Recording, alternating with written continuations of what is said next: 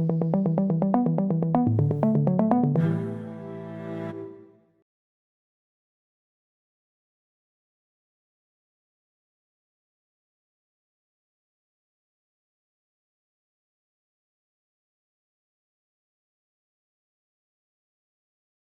hello everybody, thank you for being here today, and I'll start my presentation. But before we get into the project, a little about myself.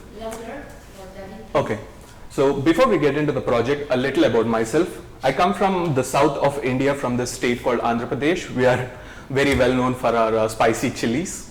So back in 2013 to 2018, I was doing my bachelor's in architecture and planning, and I've worked for a year after that, from 18 to 19. It is then where I've worked on projects that focused on reinventing cities or such conceptual projects, and that's where I fell the love in this idea of redesigning cities and making them more human-centric. And in order to explore the idea more, I'm here in France, Paris, studying in Strat. So what is smart city? What is smart city for me? So for me, smart city is a city that embraces nature and also caters to all its diverse dwellers to meet their needs, ever-changing needs and necessities. And me as a designer, I want to make this city a living system that can change its form to suit the needs of different dwellers, and also make it a system from a man-made system to a system made for life. So moving on, in this search of topic of what I would be doing my thesis on, I focused on millennials, and one such thing is because I myself am a millennial and I felt pretty close to the topic, and with that I started looking at how they are different from previous generations and in what aspects are they facing issue or what is the tension in their life. And one such thing was work, which is a big part of everybody's life.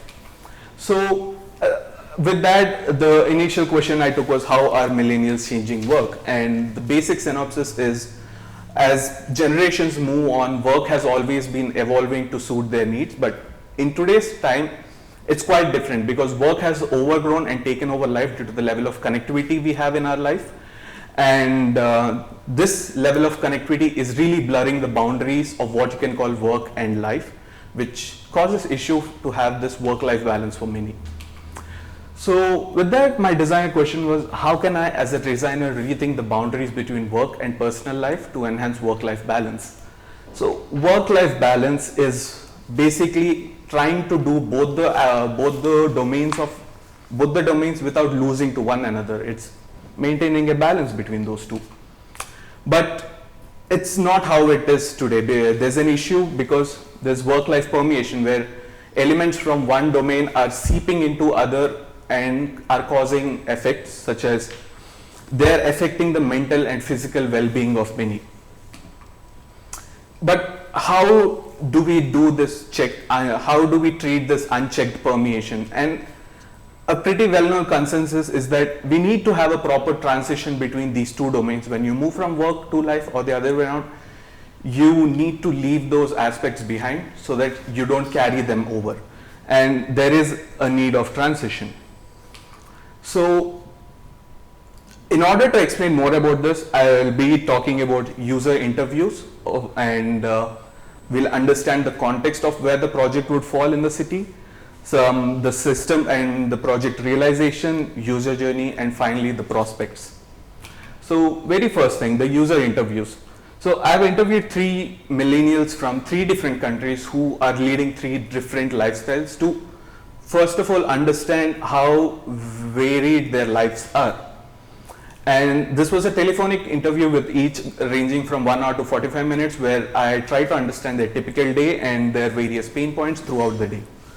So you'll be seeing 3 of these maps which targets their daily life. So the blue one is what the user feels is his personal time, the yellow one is what the user feels as his work time, and the red one is his travel time. And those are the 3 main things that the user wanted to identify.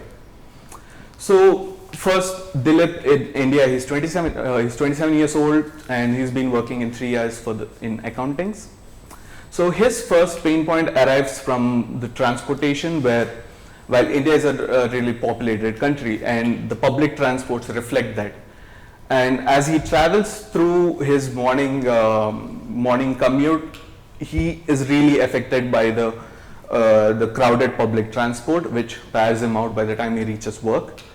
The second point is when he's been working, being an office work, being a desk job, it really gets tiring by the second half of the day, where he tends to lose interest in his work. And lastly, after his work is done, he tries to get along with his friends to relax, but the issue becomes where they need to travel to one place to meet and then travel back to home. And also, they don't always get these places. Next is Matthew, who is in Paris. Matthew is 36 years old, been working in marketing for the 7 years, and he has a son. And Matthew's first line of effect is again same as Dilip, where he sees his effect in the transportation, and he describes it as losing all the feeling while traveling and becoming numb to the surroundings. And due to that, as soon as he reaches office, he needs time to readjust, where his productivity takes a dump before he even starts his day. And at the end of the day, he sometimes, when he realizes that there's going to be a lot of people in the metro during the rush hour, he prefers to stay back and spend time with his friends, but more often than not, he ends up working in the office for that prolonged period. And this all catches up to him at the end of the day, where he's unable to spend quality time with his child, neither is he unable to, properly lead the rest of the day. And lastly, Kyle, who is in the US, and the point with Kyle is he doesn't take public transport. He uses his own car, and that's because he sees the issues with public transport. And Kyle also has this option of doing flexible working, where he goes back home to work. And also at the end of the day, he tends to use this time before going home to go to gym, so that he spends his time out of traffic. So when I compare all these three journeys, one thing is clear, that their work time is eerily similar, though no matter which country they are, no matter what job they are doing, they have a similar work pattern. And the first issue is within the transport or the commute, and the second one is finding an activity to do at the end of the day to avoid the commute. So since it's so similar, I wanted to focus and look patterns in Paris, because I'm here, and also it's easy for me to understand the context. So first thing, I wanted to see how people or how place has been evolving over time. So this is a data from 2013 to 2018, where people have been moving. The density of population is reducing at the city center and increasing around the city. So this shows us how the commute into the city has increased. There are many reasons. One, the cost of living in the city has increased. The quality of life outside the city is better than within the city. So you can see how people commuting into the city has increased. This also increases the time of commute, where an average Parisian does 80 minutes up and down from his office to home there. And lastly, what is the mode of transportation they're using to do this? So the rail transport is the major mode, or the mostly used mode of transportation, which can be divided as subway, metro, and the RER and trams. Subway being the most used. So with that, whatever project I am proposing, I wanted to do it in the metro station and make it as a zone of transition, since that's the most used one. So metro boulot dodo, it's a really well-known saying in French.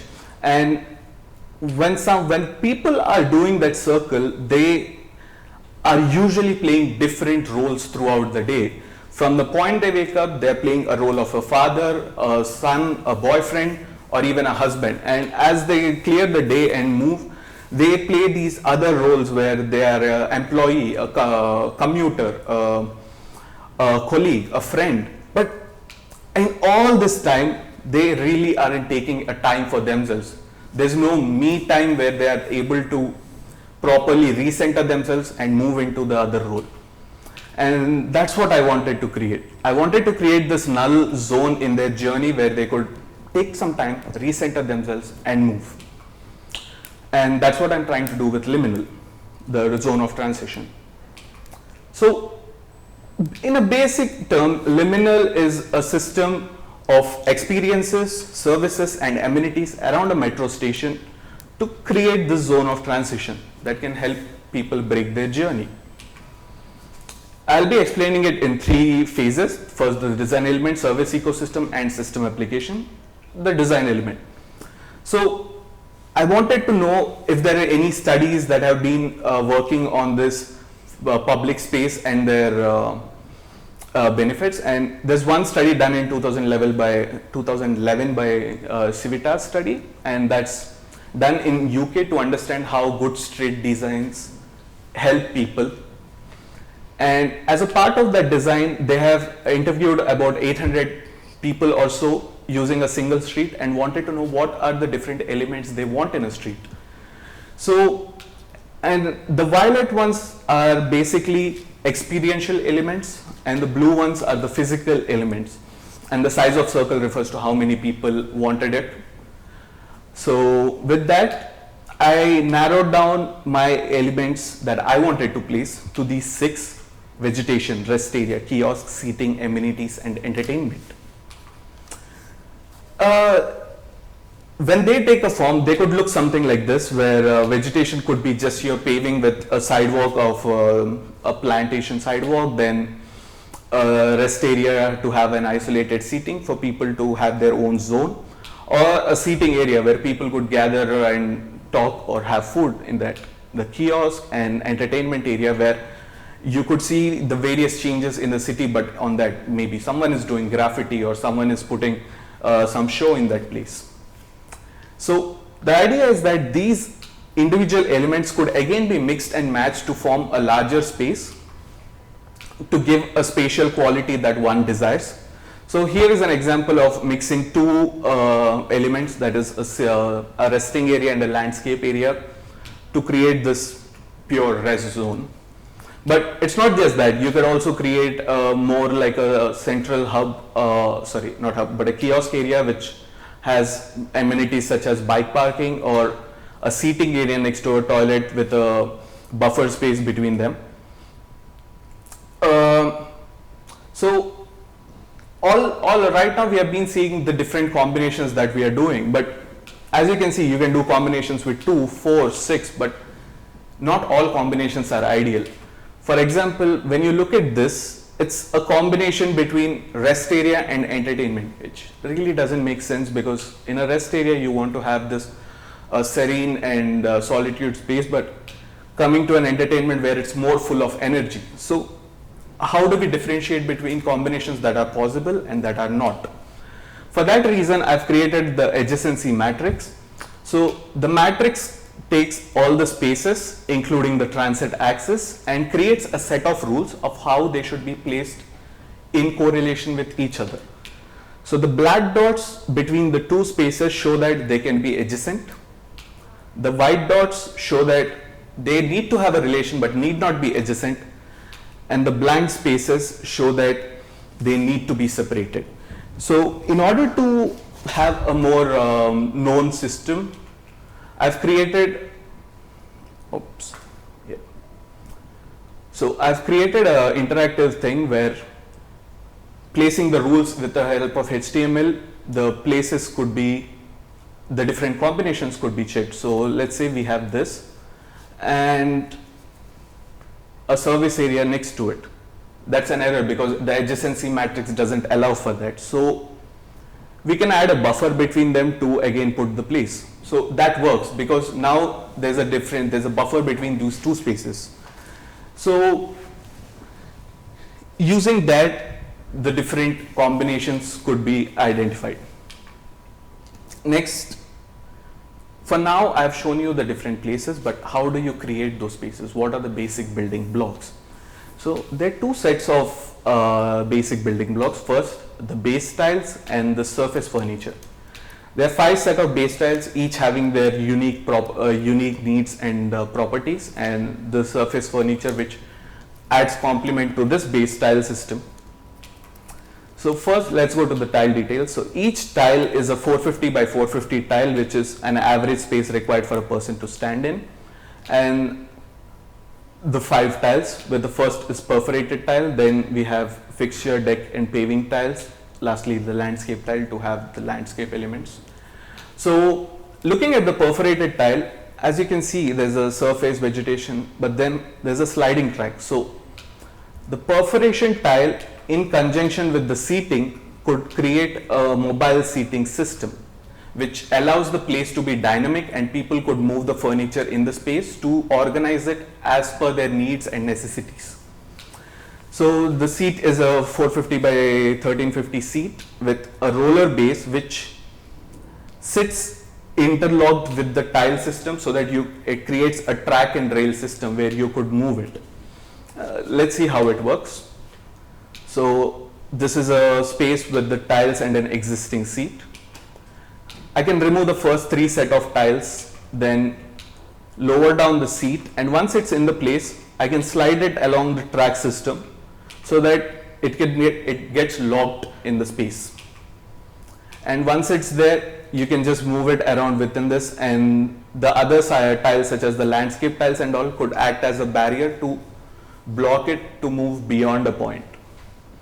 So what this creates is, first, the furniture stays in place so that nobody can remove that or move it around, but they move it around within the specific dedicated zone. Let's see how the project can be realized around a metro station with all the details done. So in order to choose a metro station, I've looked at the economic zone of Paris, and in this is the most concentrated or the dense economic zone in Paris, and within that the Champs-Élysées, the area around Champs-Élysées has one of the widest streets, and within that I've chosen Avenue Kléber because it has the station Bossier with the largest footpath to the station ratio. Why did I choose this specific? Why did I want a big one? Because I wanted to show my project in its most ideal state, where it can do all the activities that I'm proposing. So this is the current station. It looks pretty normal. There's a huge empty sidewalk, and as users come out of the station, they usually just move away from the space trying to go to their destination. And when I bring in the elements, let's see how we do that. So first, divide the space into grid of 450 by 450 because that's the tile size. So once the space is divided into that grid, based on the adjacency matrix, these zones can be decided based on what the community or the commuters require. And as the zones are placed, they are finalized, and then the set of tiles could all be placed to create the space. So making that empty station into something that's full of life and activities happening around. So let's follow Matthew, that I have the one of my interviewer, and see how his journey could change with the system in place. So in the morning, Matthew wakes up, he gets his son ready and takes him to school, but then he realizes that he's late. In that hurry, he goes to catch up his metro, and he goes through this long 40 minutes, 50 minutes journey of unresponsive metro journey, where there's nothing to stimulate him. So once he reaches the station, his usual journey would be get out and go to the office. But today it's going to be different, because he enters into this place where it's filled with both active and passive life. Things are happening around it. And even if there are no activities happening around it, there are visual details that jolts back his mind into place. So once he's here, he checks his phone and realizes he has a couple of minutes to spare.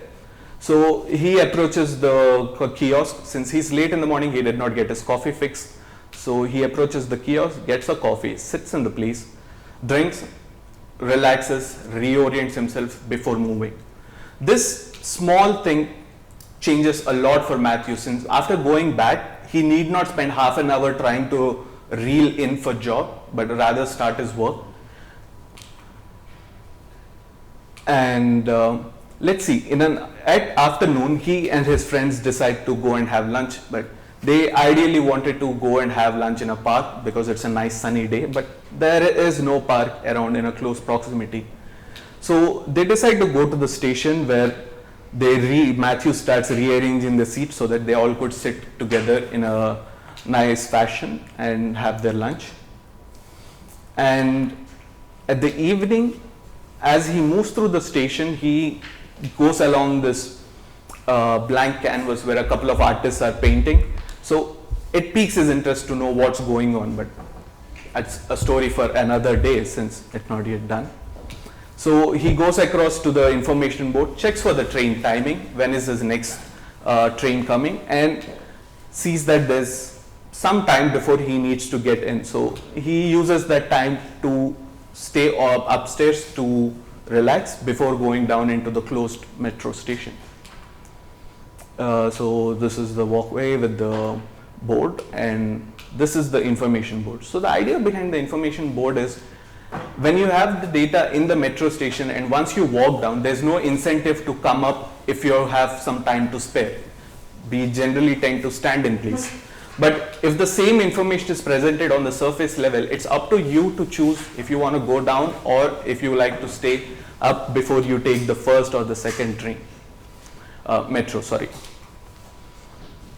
But till now I have explained Bossier, where there's a huge space around it. What if there's no ample space around the station? And for that, I have chosen the Miromesnil station, which is 1.5 kilometers from Bossier. And as you can see, the sidewalk is just 1.2 meters, which is pretty narrow. So in this case, to provide a nice area around the station, one thing is the system could also be doubled as a parklet, since it's all about placing and replacing tiles. So they can be placed in such a way where they take this existing parking space and create a zone for people to relax in. Let's go to the service ecosystem. So what are the services in Liminal? The services consist of different food kiosks, amenities such as pop-up stores, toilets, water fountains, advertising, and many more. So these things can be largely divided into temporary services and long-term services. So first we have the location, where the temporary services, which include stuff like the pop-up stores, exhibitions, and advertising. And then the long-term services, which can further be divided into active and passive. So passive services are those which do not actively cater to the people, but people use them, like toilets, water fountains, and bike stands. And active services are those such as food kiosk and storage, which are being actively used by people and also aid in generating revenue for the site. So for food kiosk, it could be either a food stall set up by the local community, or could be one of the chain businesses, for example Starbucks. Or we have the storage lockers, where the goods could be delivered, pretty obvious, Amazon, but also could be doubled as a grocery delivery system, so that the guys who are working for the whole day could order their groceries and get them delivered to these storage lockers, where they could pick up and go home. Similarly with laundry, where they can put their dirty laundry and the service could pick it from the service lockers and give them back once they're cleaned.